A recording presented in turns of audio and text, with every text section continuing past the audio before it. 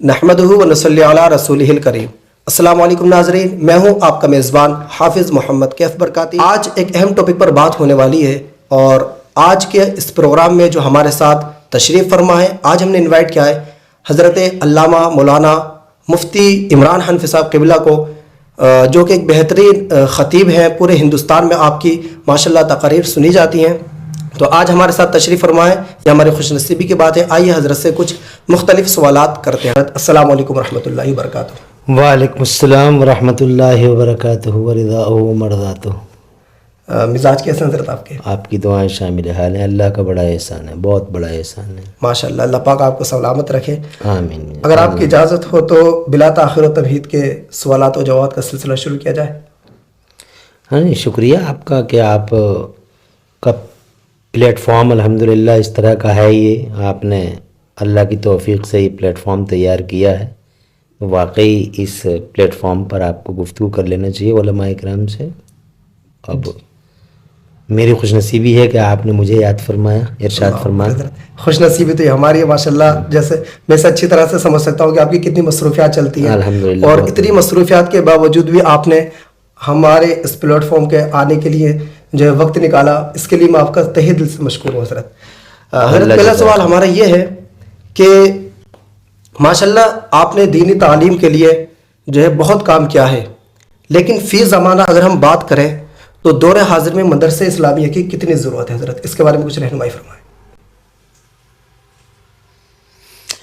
दरअसल बरकाती साहब, मदरसे दौर हाजिर में भी ज़रूरी हैं।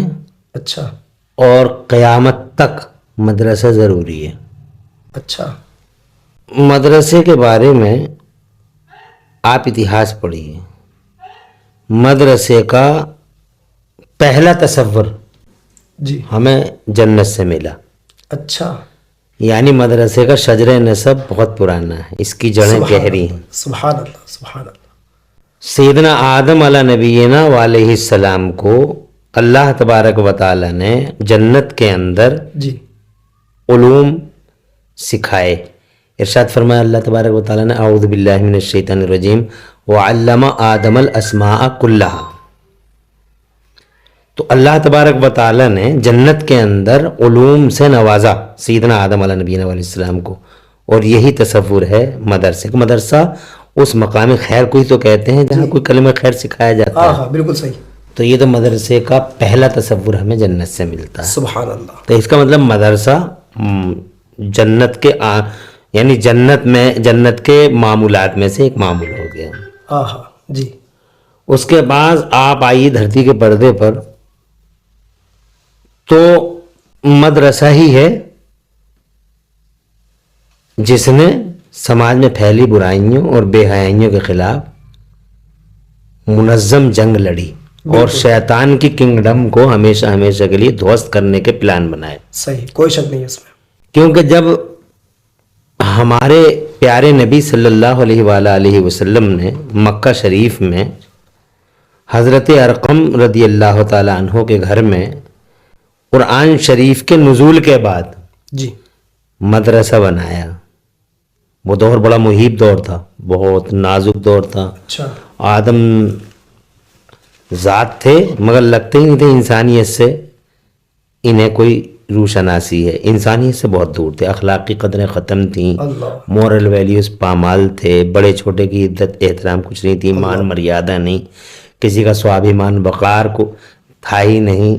मामूली बातों पर लड़ाइयाँ चलती थीं। छोटे छोटे बच्चे, औरतें सब जुल्म सितम का शिकार थीं। बेटियों को जिंदा कब्र में उतारा जाता था, बेवाओं को मनहूस घोषित कर दिया गया था। जुए खाने, शराब नोशियाँ, अत्याचार, अमीरों के हाथों में गरीबों के कालर रहते थे, खून आशम पंजों में जकड़े रहते थे।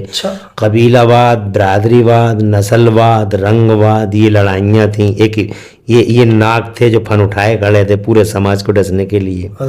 तो इस तरह से एक समाज बहुत मुस्तरिब था, बड़ा हिला हुआ, बेचैन समाज। अच्छा।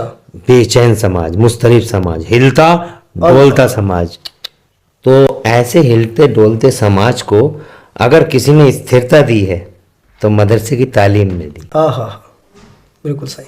मदरसे की तालीम नहीं थी, क्योंकि उस टाइम कॉलेज था नहीं, जी यूनिवर्सिटी थी नहीं, स्कूल, हायर सेकेंडरी स्कूल कुछ था नहीं, अच्छा क्योंकि स्कूल, कॉलेज और यूनिवर्सिटियों का दौर तो 1000 ईस्वी के बाद आया है। जी 1000 ईस्वी के बाद आया। यानी 1088 में पहली यूनिवर्सिटी बनी इटली में, उसके बाद कॉलेज का दौर शुरू होता है। तो उससे पहले कॉलेज थे नहीं, तो जाहिर उससे पहले मेडिकल कॉलेज नहीं, उससे पहले ITI नहीं। बहुत तो खूब। फिर समाज को किसने संभाला? इस हिलते समाज को मदरसों ने संभाला। बहुत खूब जी। शराब के खिलाफ मदरसे की शिक्षा, जुए के खिलाफ मदरसे की शिक्षा, झगड़ों के खिलाफ मदरसे की शिक्षा, रहमत बना मदरसा, हाँ शांति कायम की, शांति की स्थापना की मदरसे ने, तलवारें हाथों से छीनी और दुश्मनों को दोस्त बनाया, तोड़ने की जो पॉलिसी शैतान की थी उस पर कदगन लगाई और सबको जोड़ा, भाई भाई बना डाला, कब्र से बेटी को उठाया, जिंदगी की खैरात बांटी। क्या बात है। इरशाद फरमाया जिसने 3 बेटियों को पाल पोस कर बड़ा कर लिया तो उसकी जन्नत की जमानत अब्दुल्ला का बेटा मोहम्मद रसूलुल्लाह। हाँ सुभान अल्लाह सुभान अल्लाह। आज कहते हैं कन्या बचाओ कन्या पढ़ाओ, लेकिन 1400 साल पहले जब कोई स्कूल कॉलेज नहीं था दुनिया में तो हुजूर ने ये नारा दिया था, कन्या बचाओ जन्नत पाओ। क्या बात है, सुभान अल्लाह। बहुत खूब हज़रत, तो बहुत। कहने का मकसद ये है, मेरी तकरीर, मेरी इस बात का खुलासा और मतलब शॉर्टली ब्रीफली आपसे अर्ज करूं कि पूरी हिलती इंसानियत, मानवता, अच्छा बेचैन मानवता को, सिसकी लेती हुई मानवता को अगर किसी ने करार बख्शा है उस दौर में जी, तो मदरसे की तालीम नहीं बख्शा, क्योंकि हुजूर सल्लल्लाहु अलैहि वसल्लम ने मदरसा खोला और मदरसे से ये शिक्षाएं आम की गई कि झगड़े में ये आफत है, ये झगड़ा नहीं करना है, लड़ाई नहीं करना है। और ख़ुद अमली तौर पर हुजूर सल्लल्लाहु अलैहि वसल्लम ने ये साबित किया कि वो एक अलग ही किस्म की, मतलब अलग ही किस्म के इंसान, मतलब अपनी इमेज जो साबित की सरकार ने, वो एक अलग ही किस्म की इमेज थी। लोग उनसे मुतासिर होते चले गए, बोले यार ये ऐसे माहौल में ऐसा इंसान तो पहली बार देख रहे हैं। मिसाल के तौर पे उस टाइम जवान होते थे तो वो नजरें उठा उठा के चलते थे, सीने तान तान के चलते थे। जब हमारे नबी से गलियां सजी, गलियारे महके जवानी, सुभान अल्लाह, तो लोगों ने भाई एक जवान कहा कि हमने जवान बहुत देखे मगर हजरत अब्दुल्ला के जवान जैसा सुभान अल्लाह। तो हमारे हुजूर सल्लल्लाहु अलैहि वसल्लम की इमेज, तो वो मदरसा कायम किया सरकार ने और मदरसे से इस तरह की शिक्षा हुई जिससे कि समाज को स्थिरता नसीब हुई, इस्तेहकाम नसीब हुआ। तो समाज को जो एक तरह से इस्तेहकाम दिया है तो मदरसों ने दिया है जी।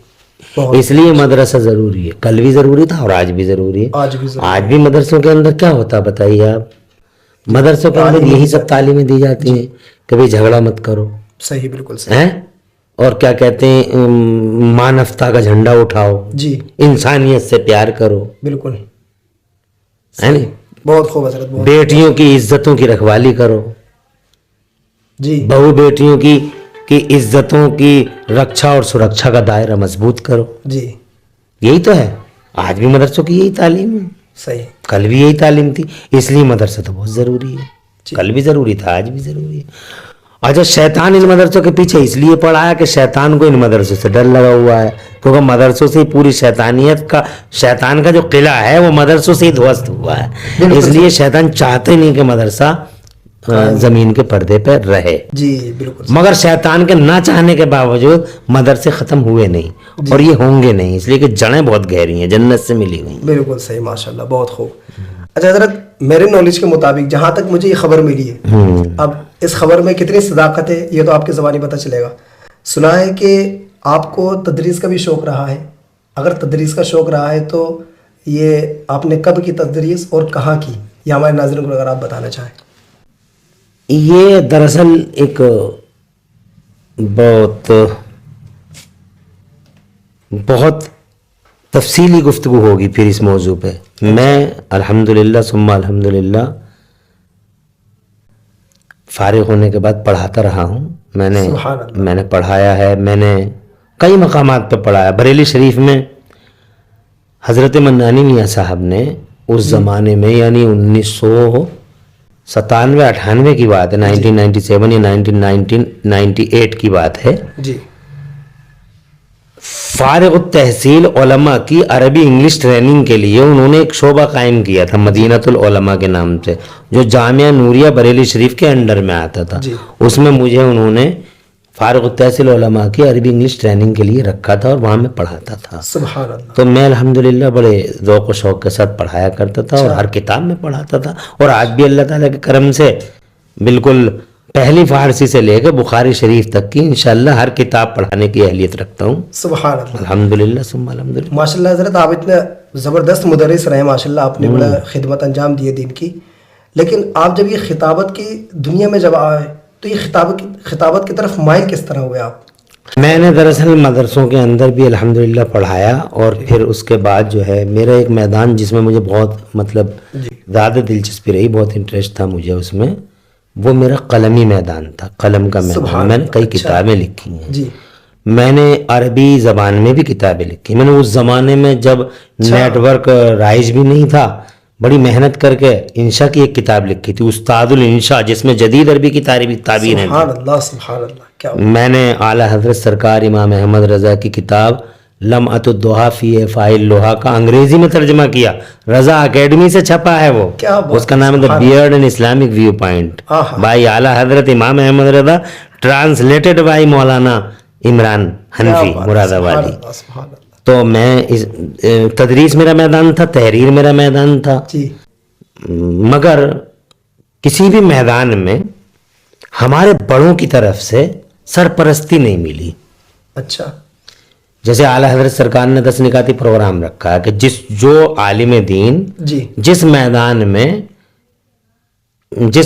میں رغبت رکھتا ہو اس میدان میں اس سے کام لیا جائے اور اس کی تنخواہیں مقرر کی جائیں. بالکل صحیح، ایگزیکٹلی ہے نہیں. اعلیٰ حضرت سرکار نے یہ پروگرام دیا تھا، لیکن اس پروگرام پہ ہمارے بڑے اتر نہیں پائے، جس کی وجہ سے ایک میں نہیں، مجھ جیسے نہ جانے کتنے مدرسوں سے چلے گئے، مسجدوں سے چلے گئے، اور انہوں نے بزنسوں کی لائنیں پکڑی، کچھ بھی کیا. ان کا کوئی پرسان حال نہیں، نہ کل کوئی پرسان حال تھا، نہ آج کوئی پرسان حال ہے.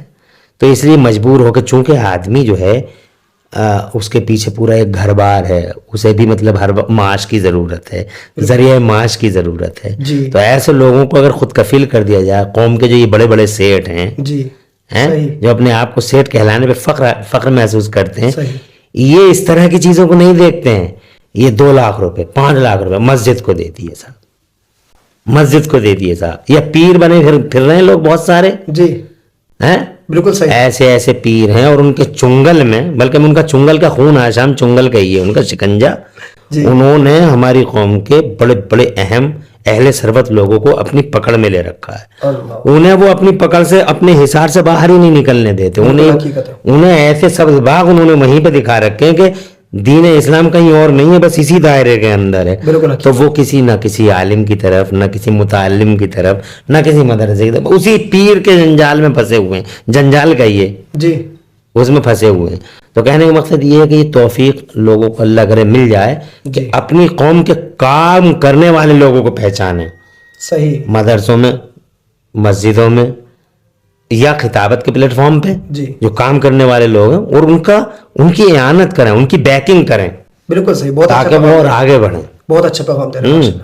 جیسے میرے ذہن میں یہ بات آ رہی ہے، آپ نے ماشاءاللہ یہ ٹاپک چھیڑا ہی ہے، تو کہ اماموں کی تنخواہ جو ہم دیکھتے ہیں کہ اتنی کم ہوتی ہے، یا مدرس حضرات کی اتنی تنخواہ کم ہوتی ہے. حالانکہ یہ دکھتا بھی انتظامیہ کو کہ جو پرچہ ہمارے لیے 2000 روپے کا ہے ڈاکٹر کا، وہی پرچہ امام صاحب کے لیے بھی 2000 کا ہے. جو ہمارے لیے 500 کا ہے وہی امام صاحب کے لیے. اگر مارکیٹ میں ہم جائیں، جو چیز مارکیٹ میں 10 روپے کی ہمارے لیے، وہی چیز امام صاحب کے لیے. اور خود جو ہے 1-1 لاکھ روپے کی تنخواہ پر، 80,000 روپے کی تنخواہ پر جو ہے کام کر رہے ہوتے ہیں. لیکن امام صاحب کی طرف کو یہ نہیں چھوڑتا. حضرت آج کے زمانے میں دیکھا اکثر مسجدوں کا یہی حال ہے کہ 8-10 ہزار روپے تنخواہ ہوتی ہے. تو اس کے بارے میں اگر آپ کچھ رہنمائی فرمائیں. تو پہلے والا جو آپ کا سوال تھا، وہ اس کا جواب تھوڑا ادھورا رہ گیا. آپ نے یہ کہا تھا کہ اس سے مدرسوں سے نکل کے آپ خطابت میں کیسے آ گئے. کیسے آئے؟ تو یہ جو ہمارا یہ مجبوریاں جو تھیں، معیشت، ذرائع معاش، ان مجبوریوں کی وجہ سے پھر ہم نے کہا اچھا ٹھیک ہے، پھر ایسا کرو، خطابت کی لائن میں زور آزمائی، تباہ آزمائی کر کے دیکھتے ہیں. اچھا. تو اللہ تبارک و تعالی نے میرے سرکاروں کا فیضان دیا، اور خطابت کی لائن میں اللہ تبارک و تعالیٰ نے مجھے بفضلہ تعالیٰ بہت کچھ عطا فرمایا. سبحان اللہ. میں ادھر آ گیا اور میری طرح بہت سارے لوگ ہیں جی ان کو جو ہے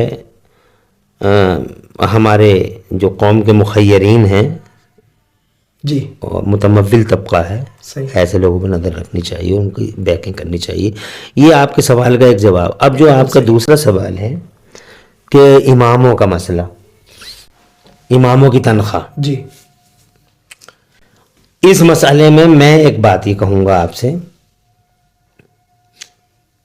کچھ تو ہے لوہا کھوٹا اچھا اور کچھ ہے لوہار کھوٹا. بالکل مسئلہ مشہور ہے یہ, صحیح. دونوں طرف ہے معاملہ. پہلی بات تو یہ ہے کہ ہماری مسجدوں میں جی جو ائمہ حضرات ہیں تو ان میں کہ 80% زیادہ ہو گئے تو کچھ کا اور کم کر لیجئے, مگر وہ ایسے ہیں کہ انہوں نے قرآن شریف کا حفظ کیا, جی فوائد مکیہ اور وہ معرفت و تجوید پڑھ لی, جی کسی نے نہ بھی پڑھی اور سیدھے مسجد میں وہ چلا گیا. بالکل صحیح. انہیں امامت کے آداب, امامت کے طور طریقے, لوگوں سے کیسے ملنا ہے, جی لوگوں پہ اسلام اور دین کا اثر کیسے مطلب ڈالنا ہے, جی. ان چیزوں کی ان کے پاس معلومات نہیں. کبھی کبھی تو بہت سارے لوگ غلط مسئلے بتا دیتے ہیں. اللہ اکبر. جی ہوتا ہے حضرت ایسا. پھر وہ ایک امام صاحب اچھے آتے ہیں بہت صلاحیت والے, پھر وہ مسئلہ بتاتے ہیں تو وہاں کے لوگ کنفیوژن میں پڑ جاتے ہیں جی کہ پہلے والے امام صاحب تو ایسے بتا رہے تھے صحیح. اور آپ ایسے بتا رہے ہیں, ہماری سمجھ میں یعنی کنفیوژن میں پڑ گئے وہ لوگ. بالکل صحیح. تو پہلی بات اس سلسلے میں یہ ہے کہ ہمارے مدرسوں کو دور حاضر میں امامت کی نزاکتوں کو سمجھتے ہوئے صحیح. امامت کا کورس رکھنا چاہیے بالکل. اور امامت کی ٹریننگ دینی چاہیے. جی صحیح. بات سمجھ رہے ہیں, امامت کی ٹریننگ ہو, اچھے عالم آئیں, جی با صلاحیت مضبوط عالم دین ہیں, جی وہ آئیں اور وہ امامت کریں. جی. اور امامت کے ساتھ ساتھ آدھا گھنٹہ 1 گھنٹہ جس محلے میں وہ امامت کر رہے ہیں جی بزرگوں کو اور بالغوں کی تعلیم کا انتظام کریں. ہاں ہاں بالکل ہونا چاہیے. یعنی 12 سال سے اور 60 سال کا جی اس بیچ کے لوگ آئیں, 1 گھنٹہ بیٹھے امام صاحب کے پاس اور امام صاحب انہیں روزانہ جی درس دیں. درس دیں. ماشاء اللہ. پورے محلے کے اندر جو مسجد کا حلقہ ہوگا ایک عجیب قسم کا انقلاب ہوگا. عقیدوں کی جانکاری دیں. بالکل. آج ہمارے سنیوں کو عقیدوں کی جانکاری بالکل بھی نہیں ہے صحیح. کیونکہ بہت سارے اماموں کو ہی نہیں ہے. ایگزیکٹلی. ہیں؟ صحیح. تو اگر وہ ایسا کریں گے تو تنخواہوں کا معیار اور ان کا تنخواہوں کا اسکیل خود بخود اوپر چلا جائے گا. صحیح. جب وہ اتنی محنت کریں گے, اور ہماری قوم بے رحم نہیں ہے. جی ہماری قوم آج بھی ہم دیکھتے ہیں جو محنت کرتا ہے تو قوم اس کی طرف ٹکٹکی باندھ کے دیکھتی رہتی ہے. یہ بات حقیقت ہے. ہیں؟ صحیح. اور اس پہ اچانک اللہ کا فضل اتر جاتا ہے. جی یعنی اگر وہ امام صاحب یہ چاہتے ہیں کہ میری تنخواہ 30,000 ہو جائے یا 40,000 روپے مہینہ ہو جائے, جی تو بالکل جائز راستوں سے اگر وہ قوم کی خدمت کر دیں اور پورے محلے میں دین اسلام جی اور سنیت کی باتیں عام کر دیں, اپنے پاکیزہ کردار پیش کریں اچھا, جی اخلاق پیش کریں اچھا, جی ہیں صحیح. جیسے ہمارے بزرگوں کا اعلی حضرت امام احمد رضا مفتی اعظم سرکار کا, صحیح. ایسے اخلاق پیش کر دیں, پھر دیکھو خود بخود ان کی تنخواہوں کا معیار بڑھ جائے گا. جی تو کچھ تو ہمارے امام صاحب کو محنت کرنی چاہیے بالکل. اور کچھ ہماری قوم کو یہ دیکھنا چاہیے کہ واقعی امام صاحب کے بھی اخراجات اتنے ہی ہیں جتنے آپ کے اخراجات ہیں. جی ایک ہی دل ہے, صحیح. ہیں, آپ کے سینے میں بھی اسی طرح کا دل ہے ہاں. اور ان کے سینے میں اسی طرح کا دل ہے. بالکل اس لیے ان کی تنخواہوں کا معیار تو اچھا ہونا ہی چاہیے. چاہیے. ہماری سرپرستی میں ایک ادارہ چلتا ہے جامعہ اشرفیہ حبیبیہ برکاتیہ فتح پور میں. اس کے پرنسپل ہیں علامہ مولانا مفتی دانش سعدی. ماشاء اللہ. انہوں نے ایسا اچھا ماحول بنا دیا پورے مراد آباد منڈل میں. جی اس کی تعلیم اپنی نوعیت کی اکیلی ہے اور تعمیر بھی اپنے انداز کی بے مثال ہے. سبحان اللہ. بالکل. کیا ہوا, जब उन लोगों ने देखा कि अरे माशाल्लाह मुफ्ती दानिश ने तो कमाल कर दिया और जगमग जगमग कर डाला, तो लोग खुद बखुद उन पर टूट पड़े और नतीजा ये निकला कि 10 फरवरी को कॉन्फ्रेंस हुई मदरसे में, 51 तलबा की दस्तार की, सुभान अल्लाह। तो 50 लाख का चंदा गांव वालों ने दे दिया उनको, अच्छा, सिर्फ काम की बुनियाद। जब काम होगा, खुलूस होगा, तो अल्लाह की मदद तो आती है भाई। सिर्फ गांव से हुआ ये? सिर्फ गांव से हो गया। सुभान अल्लाह, क्या बात है। हैं? तो क्यों ऐसा हुआ? क्योंकि उन्होंने काम किया। अब उनकी जाती तनख्वाह कितनी है? तो जाती तनख्वाह भी हमारा फतेहपुर उनको बहुत अच्छा दे रहा है, 25-30 हज़ार की तनख्वाह है। अच्छा, तो और अल्हम्दुलिल्लाह उसके अलावा भी अल्लाह कोई ना कोई रास्ता निकाल देता है जी। कुल मिला के ये है कि जब हमारे उलमा की तनख्वाह अच्छी होगी तो वो जिद्दोजहद भी करेंगे, सही, ऑटोमेटिकली खुलूस भी पैदा हो जाएगा। बिल्कुल। अब बगैर पैसे के लोग कहते हैं खुलूस खुलूस, अरे खुलूस कहाँ से लाएं? जहन तो फैमिली की तरफ भी जाता है, जहन फैमिली की तरफ जिम्मेदारियां होती हैं, खुलूस खुद बखुद पैदा हो जाएगा जी। अच्छा हजरत, इस टॉपिक पर भी थोड़ी बात करते हैं। इमाम, आजकल हम देखते हैं कि जलसों में जो है ना दरसगाह आलिम को नहीं बुलाया जाता। अक्सर हम देखते हैं अगर बुला भी लिया जाता है तो मुकर्रिरीन की जो है दरसगाह आलिमों को तमहीद बना करके बिठा दिया जाता है। तो इसमें आपका क्या नज़रिया है कि जलसों में दरसगाह आलिम आना चाहिए बासलाहियत, या फिर जो सोशल मीडिया पर वायरल मुकर्रिरीन हजरात हैं वो आना चाहिए? देखिए ऐसा है, मैंने कई मकामात पर जी यहाँ तक के उर्स रजवी के जी इनकलाबी मजमे में भी स्टेज पर जी दौरान गुफ्तगू दौरान खिताब इस मौजू को जो है टच किया। अच्छा, मैंने कहा कि जो आलिमों के लिबादे में जी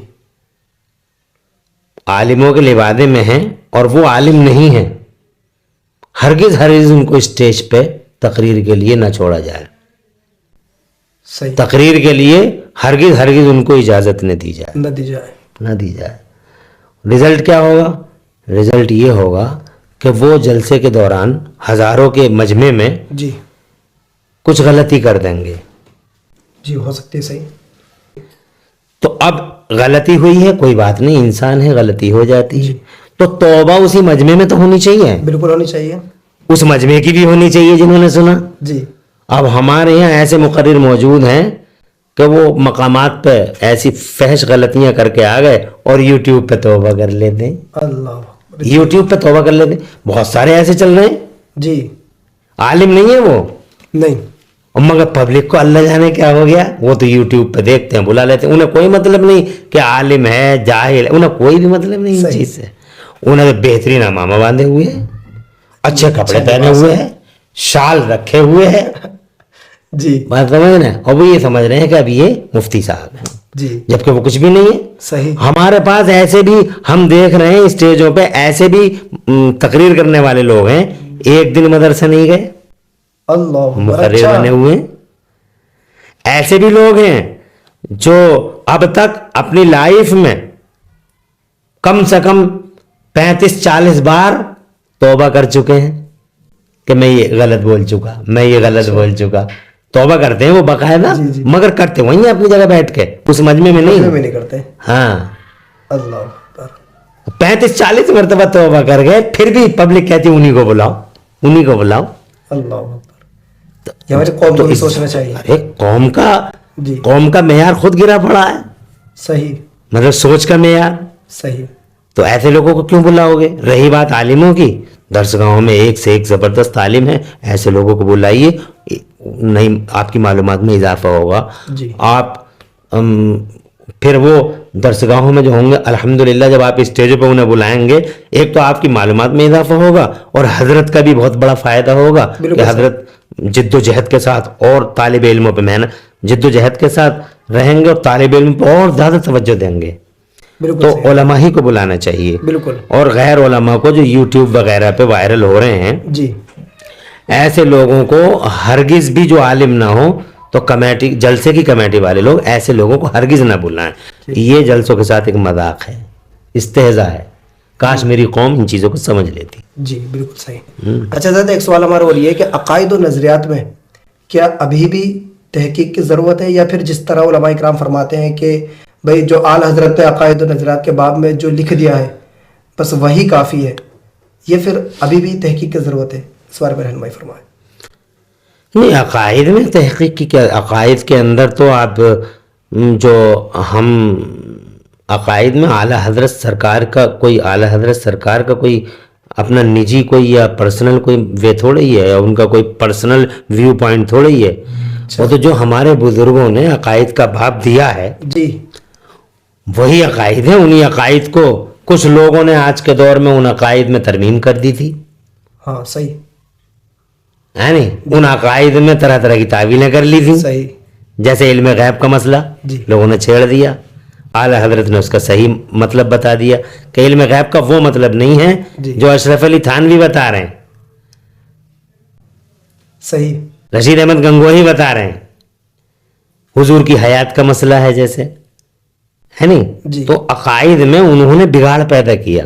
جو ہمارے اسلاف سے عقیدے چلتے آ رہے تھے تو لوگوں نے جب بگاڑ پیدا کیا تو میرے اعلیٰ حضرت سرکار نے وہ عقیدے جو سلف سے ہمارے نسلم بعد نسلم چلتے آ رہے ہیں اور جو قرآن و حدیث سے ثابت ہیں، جی وہ عقائد اعلیٰ حضرت نے پیش کیے. سبحان اللہ. اعلیٰ حضرت، ہاں، تو اعلیٰ حضرت امام احمد رضا نے کوئی نیا راستہ یا کوئی نئی مانسکتا اپنی پیش نہیں کی.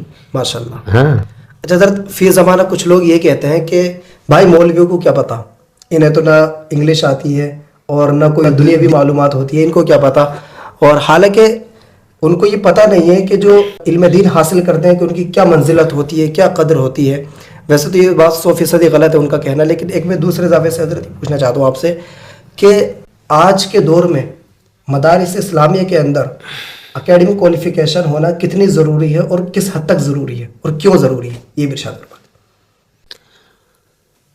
علماء کرام کے بارے میں یہ بدگمانی ہے لوگوں کے بیچ میں. لوگ علماء کو سمجھتے ہیں کہ یہ پڑھے لکھے لوگ نہیں ہیں. اصل میں وہ پڑھائی لکھائی سمجھتے ہیں انگلش وغیرہ کو، کہ یہ پڑھے. اعلیٰ حضرت، حالانکہ یہ بات غلط ہے، یہ بات غلط ہے کہ جو اسکول اور کالج میں پڑھے گا یا جو انگریزی جانے گا بس وہی ہے پڑھا لکھا. صحیح. ہم نے تاریخ میں ایسے بھی لوگ دیکھے ہیں جو کالج میں اور یونیورسٹی میں ایک دن نہیں گئے، لیکن یونیورسٹیاں آج بھی ان پہ فدا ہیں، کالج فدا ہیں. یونیورسٹیوں کے چانسلر، وائس چانسلر ان کے قدموں میں بچھے ہوئے ہیں. جیسے اعلیٰ حضرت جی امام احمد رضا ایک تھنکر ہیں اسلام کے، زبردست عالم دین ہیں. 14ویں صدی کے امام احمد رضا، جی ان کی ہم نے ریکارڈ دیکھا ہے، کبھی بھی وہ اسکول کالج میں نہیں گئے، کبھی بھی نہیں گئے. اچھا. اور کبھی یونیورسٹی میں نہیں گئے. انہوں نے صرف حضور اللہ کا قرآن پڑھا جی اور حضور صلی اللہ علیہ وسلم کا بیان پڑھا. جی. پھر کیا دیکھیں آپ، دنیا کی یونیورسٹیوں میں سب سے زیادہ پی ایچ ڈی ان پہ ہی ہو رہی ہے. علی گڑھ یونیورسٹی کے وائس چانسلر میتھمیٹکس کی پرابلم میں پھنس گئے، جرمنی جانے کی تیاری تھی تو اعلیٰ حضرت ہی کے بارگاہ میں گئے کہ کسی نے بتایا کہ ذرا ایک بار ان سے، تو امام احمد رضا نے چٹکیوں میں حل کر دیا. جرمنی جانے کی ضرورت ہی نہیں پڑی، قدموں میں دل بچ گیا ان کا. تو کالج اور یونیورسٹی ایسا نہیں ہے. اعلیٰ حضرت امام احمد رضا نے geology, biology, mathematics, medical chemistry, یہ جو چیزیں ہیں 56 علموں میں 1200 کتابیں لکھ کے اتہاس رچا. سبحان اللہ. 56 برانچز آف نالج. تو کیسے آپ کہہ سکتے ہیں کہ صاحب اسکول کالج ضروری ہے؟ لیکن ہاں، اسکول کالج میں پڑھنا مطلب اسکولی اور کالج کی جو یہ جو ماڈرن ایجوکیشن ہے اس کو گلے لگانا چاہیے، اس کو پڑھنا چاہیے. جی. حضور صلی اللہ علیہ وسلم نے فرمایا من تعلم لغت قوم امن مکرہم. جی. سرکار صلی اللہ علیہ وسلم کا فرمان. تو جو موجودہ تعلیمات ہیں اور دینی تعلیمات دونوں کا کمبائنیشن ہونا چاہیے. جی ہونا چاہیے. اور ہونا چاہیے تاکہ وہ ایک طرف اس کا اپنا دین مضبوط کرے، دوسری طرف سماج مضبوط کرے، دنیا کے جو چیلنجز ہیں ان چیلنج کا سامنا کر سکے. جو عصر حاضر کے چیلنجز ہوتے ہیں جی صحیح، ان چیلنجوں کا مقابلہ علم سے ہی تو ہو سکتا ہے. صحیح بالکل. علم دین ہو، علم دنیا ہو، دونوں کا کمبائنیشن ضروری ہے. اچھا ماشاء اللہ. چلیے اب اختتام کی طرف آتے ہیں، بس ایک دو سوال اور کر کے انشاءاللہ. حضرت ایک سوال ہمارا یہ بھی ہے کہ بعض لوگ کہتے ہیں کہ اسلامی تعلیمات میں افراد پر جو ہے نا شدید پابندیاں ہیں اور اسی وجہ سے آج ہمارا ملک ترقی کی دوڑ میں پیچھے رہ گیا. اب اس بارے میں رہنمائی فرمائیں کہ واقعی جو اسلام ہے وہ ترقی کی راہ میں رکاوٹ ہے یا پھر اس کی کوئی اور وجہ ہے؟ یہ جو الزام لگایا جاتا ہے اسلام کے اوپر. ایسا ہے، اس سوال کا جواب ہم اسی موضوع پر کبھی بات ہوگی جی. تو تفصیل سے دیں گے. چلو، ایک سیکنڈ کا جواب نہیں ہے دراصل اس کا. اسلام نے کہاں روکا ترقی کو؟ اے پی جے عبد الکلام جی کلمہ نہیں پڑھتے تھے بالکل صحیح. تو وہ وکاس نہیں کر پائے. انہوں نے ہمارے دیش کا ایسا بھلا کر دیا اے پی جے عبد الکلام صاحب نے. جی. کیا میزائل نہیں دیے انہوں نے؟ صحیح. ہاں، وہ کلمہ پڑھنے والے ہیں. تو وکاس کے راستے میں کہاں رکاوٹ بنے؟ کیا بات ہے. اور جواب بھی ہیں اس کے. جی. کبھی کسی موقع پہ اس پہ بات جی ہاں کریں گے. انشاءاللہ. اس وقت تو ویسے ہی وقت کی قلت ہے ماشاء اللہ. حضرت تشریف لے آئیے، ہمارے لیے بہت خوش نصیبی بات ہے. اچھا حضرت، لاسٹ سوال ہمارا ہو رہی ہے کہ کچھ لوگ کہتے ہیں کہ علماء سنت کے نام پر جو ہے عرب کلچر کو پروموٹ کرتے ہیں سنت کے نام پر، اور ہر بات میں کہہ دیتے ہیں کہ فلاں لباس پہنو، ایسا کھاؤ، ایسا پیو، ایسا اوڑھو، یہ کرنا چاہیے اور یہ سنت ہے، ایسے حلیے میں رہو. طرح طرح کے لوگ کہتے ہیں. تو کیا ہمیں عرب کلچر کے بجائے اپنے علاقائی کلچر کے مطابق زندگی نہیں گزارنی چاہیے؟ اس کے بارے میں فرمائیں. لوگ یہ کہتے ہیں کہ ہمیں تو اپنے علاقائی کلچر کے مطابق زندگی گزارنا چاہیے، لیکن علماء اکرام جو ہے وہ عرب کلچر کے مطابق ہم سے زندگی گزرواتے ہیں سنت کے نام پر. یہ الزام لگاتے ہیں. دراصل اسلام ہمارے لیے آفاقی ایک، اسلام جو ہے ایک آفاقی نظام حیات ہے. جی پوری دنیا میں اس کا ایک ہی کلچر ہے. صحیح. اسلام کا پوری دنیا میں ایک ہی کلچر ہے. وہ عرب کلچر نہیں ہے، اس کا نام اسلامی کلچر ہے. ہاں ہاں صحیح. چاہے وہ عرب ہو یا عجم ہو، بہت خوب. اسلامی کلچر ایک ہی ہے، عرب میں ہو یا عجم میں ہو. تو اسلامی کلچر میں ایک ہی لباس ہے. جی بات سمجھ رہے ہیں؟ ایک ہی اسٹائل ہے. صحیح. تو وہاں کا ہو یہاں کا، تو عرب کلچر نہیں کہیں گے اس کو، اسلامی کلچر ہے. اور اسلامی کلچر ضروری ہے آپ کے لیے. ارے آپ جس مذہب کو آپ فالو کرتے ہو جی اس کے کلچر کو فالو کرنا ہوگا آپ کو، تبھی تو آپ اس مذہب کے ماننے والے ہو. صحیح. اب اس کا کلچر کیا، اسلام کا کلچر کیا؟ اب مثال کے طور پہ حضور صلی اللہ علیہ وسلم، حضور صلی اللہ علیہ وسلم نے ننگے سر کبھی نماز پڑھی؟ نہیں پڑھی. نہیں پڑھی. ننگے سر سرکار کہاں نماز پڑھتے ہیں؟ امام شریف رہتا جی ہے نہیں. مگر وہ کوئی استثنائی کیس ہو وہ الگ بات ہو گئی. جی اس لیے میں خاموش رہا. ہاں استثنائی کیس ہے، لیکن مطلب اغلبیت کیا ہے؟ صحیح. نہیں اس کو دیکھنا ہوگا. نہیں پڑھی. آپ پڑھ لیتے ہو تو اب ہم آپ سے کہیں کہ آپ ننگے سر مت پڑھا کیجئے، حضور نے جیسی پڑھی ہے ویسے پڑھیے، تو آپ کہیں گے یہ عرب کلچر ہے. جی صحیح. تو عرب کلچر کہاں؟ یہ تو اسلام کا کلچر ہے، یہ نبی کا کلچر ہے. حضرت سعد ابن ابی وقاص نے جب ایران پہ اسلام کے جھنڈے لہرائے جی تو انہوں نے بیٹھ کے کھانا کھایا. اچھا. تو وہاں کے جو ایران کے چودھری سورما تھے وہ کہنے لگے کہ یہ ہم پہ کیا راج کریں گے، انہیں ہماری تہذیب کا اور کلچر کا پتہ نہیں ہے. یہاں پورا ایران کھڑے ہو کے کھانا کھاتا ہے، یہ بیٹھ کے کھا رہے ہیں. یہ بات ان کے کانوں میں چلی گئی. اچھا. درد کے مارے ان کو کھڑے نہیں ہو پا رہے تھے، مگر یہ بات سن کے آپ کھڑے ہو گئے. تو آپ نے فرمایا کہ بھئی یہ بات میرے کانوں میں آئی ہے، آپ نے یہ کہا ہے، یہاں کے لوگ کہہ رہے ہیں کہ جب ہمیں آپ کا کلچر نہیں معلوم تو ہم کیا راج کریں گے. مگر آپ غور سے سن لیجئے اس بات کو کہ ہم یہاں آپ کا کلچر لینے نہیں آئے، بلکہ آپ کو محمد الرسول اللہ کا کلچر دینے دیا. سبحان اللہ. اسلام کا کلچر. سبحان تو اللہ. عرب کا کلچر کوئی چیز نہیں ہے.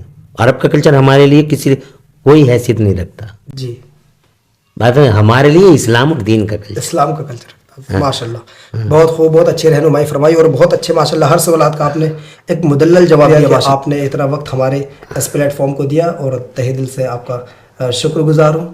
اور حضرت یہ جو ہم کام کر رہے ہیں اس پلیٹ فارم پر، اور یہ جو ہماری نوجوان نسل ہے جو کہ اب علماء کی صحبت میں اتنے قریب نہیں آ پاتی، نہیں اتنا وقت دے پاتی، تو چونکہ آج انٹرنیٹ کا دور ہے، جو اپنے موبائل فون کو زیادہ اپنے وقت دے رہے ہیں، وہ تو سوچے کیوں نہ کہ اس فون کے ذریعے ہی ان تک یہ دین کا پیغام پہنچا دیا جائے. جو ایک علماء کی سوچ آپ کی کوشش ہے، اور جس طرح سے بھی ممکن ہو دین کا کام کرنا چاہیے، ہر جائز طریقے سے کرنا چاہیے، جو بھی جائز طریقہ ہو. اب یہ جائز ہے، یہ آپ کا پلیٹ فارم بنانا، یہ مفتیوں کا کام ہے. جی یہ مفتی بتائیں گے، جی دارالفتہ بتائے گا. صحیح. بات سمجھ رہے ہیں کہ یہ آپ کے لیے کتنا مفید ہے یا کتنا مفید نہیں ہے. مگر جو بھی جائز راستہ ہو دین کا کام کرنا چاہیے. ٹھیک ہے, اللہ آپ کو اللہ جزائے خیر دے. بہت بہت شکریہ, بہت بہت شکریہ. السلام علیکم ورحمۃ اللہ.